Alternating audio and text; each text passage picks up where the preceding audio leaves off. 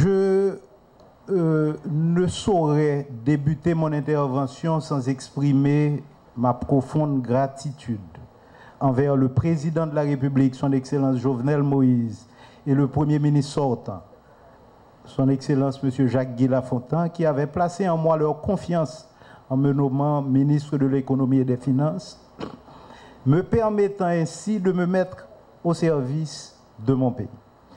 Je m'en voudrais de ne pas souligner leur support pendant 1 an et demi à la tête de cet important et difficile ministère.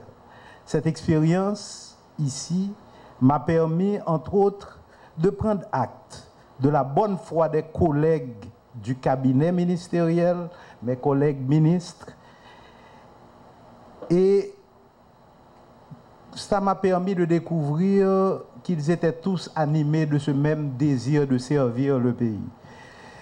Cette expérience m'a aussi permis de constater l'évidence des difficultés liées à la gestion de la chose publique dans une conjoncture socio-économique instable et compliquée. De réaliser la complexité des défis rencontrés dans le cadre de la gestion de ce portefeuille ministériel et enfin d'apprécier à leur juste valeur la disponibilité et la compétence de collaborateurs qui n'ont jamais marchandé leur disponibilité, leur collaboration pour permettre à ce ministère d'assumer au mieux ses missions et attributions. Monsieur Décembre, comme l'a dit tout à l'heure le directeur général, se passe de présentation. En tant que professionnel, il a gravi tous les échelons jusqu'à celui de secrétaire d'État aux Finances qu'il occupait jusqu'à encore récemment et qu'il a occupé pendant longtemps.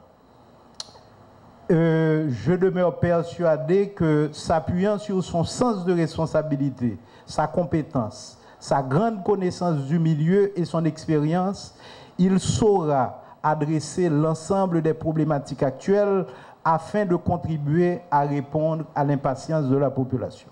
Mon discours de cet après-midi ne vise nullement à venir vous présenter cette célébrité du ministère. Ce sera tout simplement un message de bienvenue à l'égard du nouveau ministre et de ses collaborateurs. Cependant, c'est aussi pour moi l'occasion d'affirmer que l'administration de son Excellence le Président Jovenel Moïse et le gouvernement du Premier ministre Jean-Henri Séan, qui m'a requis de présider cette installation, entendent s'engager dans une nouvelle dynamique de résultats concrets et probants qui devront rehausser la valeur du travail effectué dans ce ministère. Aujourd'hui, plus que jamais, nos professionnels de l'économie et de la gestion des finances publiques doivent être interpellés par la situation de grande précarité et les différents défis majeurs qui prévalent actuellement dans le pays. Ces défis se résument d'une part aux différentes attentes, préoccupations, problèmes et espoirs de nos concitoyens et d'autre part aux actions significatives que devraient engager les pouvoirs publics en vue de favoriser l'amélioration des conditions de vie du peuple haïtien. Pour cela, nous n'avons pas de temps à perdre, nous devons agir vite et bien. Monsieur le ministre, la déclaration de politique générale du gouvernement contient de nombreux objectifs ambitieux que cette administration entend réaliser dans le secteur de l'économie et des finances publiques. Désormais, ce ministère travaillera davantage à la réalisation d'actions concrètes qui favoriseront l'atteinte de ces différents objectifs. Ainsi, votre arrivée à la tête du ministère, une structure qui vous est déjà familière, tombe à point nommé.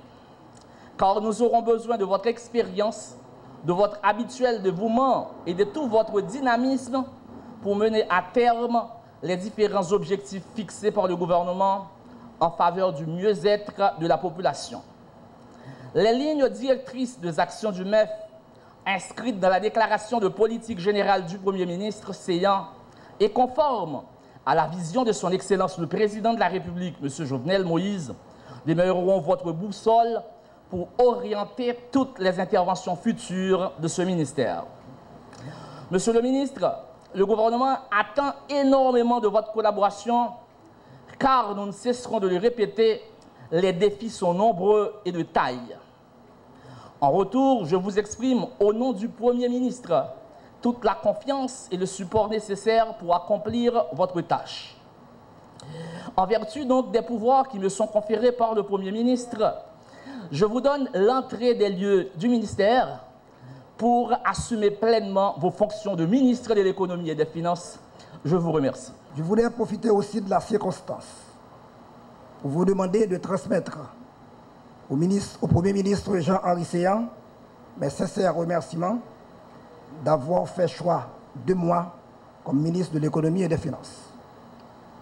Qu'il veuille bien exprimer ses remerciements et toute ma gratitude à son Excellence, Monsieur le Président Jovenel Moïse, pour cette marque de confiance dont je suis l'objet. Aussi voudrais-je leur assurer de mon engagement indéniable et de ma volonté inaltérable à travailler dans le sens de leur vision et stratégie pour la matérialisation de la politique générale du gouvernement. Je salue également le travail accompli par mon ami de longue date, le ministre Jude Alix Patrick Salomon. Comme moi, il est un fils authentique du ministère de l'économie et des finances. De simple employé, il a gravi tous les échelons de la hiérarchie administrative, jusqu'à celui de ministre, comme moi aujourd'hui. Chaque fois que l'un de ses fils est investi d'une haute fonction, le MEF s'en réjouit, parce qu'elle fait naître une certaine confiance chez les nouvelles générations qui seront rassurées que la probité, la compétence, la discipline, l'éthique sont toujours récompensées. Mesdames, Messieurs, en acceptant d'assumer cette fonction en ce moment particulièrement difficile de la vie nationale, je suis pleinement conscient de l'immensité des tâches qui m'attendent et des défis à relever. La santé de l'économie n'est guère reluisante. Presque tous les principaux indicateurs macroéconomiques du pays affichent des signaux très alarmants. Selon les dernières prévisions de la direction des études économiques, le PIB à prix constant n'augmentera que de 1,7% à la fin de l'exercice en cours par rapport au niveau atteint durant l'exercice 2016-2017. Les recettes fiscales n'atteindront pas au 30 septembre 2018 le niveau de 25% prévu dans le budget initial. Les meilleures estimations prévoient de préférence un niveau de 17%. Le taux de change a franchi la barre des 70 gouttes pour $1. À ce sujet, il importe de rappeler que le faible niveau des investissements directs étrangers et des décaissements externes diminue en général la capacité des autorités monétaires à intervenir sur le marché des changes. L'inflation a atteint 15,9% en glissement annuel en septembre 2017 et en septembre 2018. L'augmentation du déséquilibre budgétaire pourrait totaliser 20,3 milliards de gourdes en septembre 2018, soit environ 3,2% du PIB, en incluant le remboursement des obligations du Trésor, les dépenses post-Sandy et les chèques en circulation. Ce sont tous des engagements à honorer dans les jours qui viennent. Le taux de pression fiscale de 14% à la fin de l'exercice 17-18, alors sera de 14% à la fin de l'exercice 17-18, alors qu'il a franchi la barre de 20% chez nos voisins les plus proches.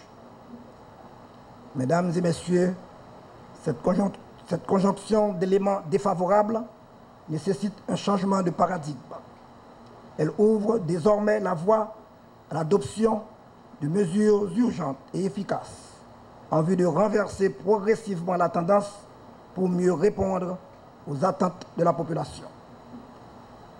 Conscient et déterminé Je m'engage dès maintenant à tout mettre en œuvre afin d'apporter rapidement des réponses appropriées.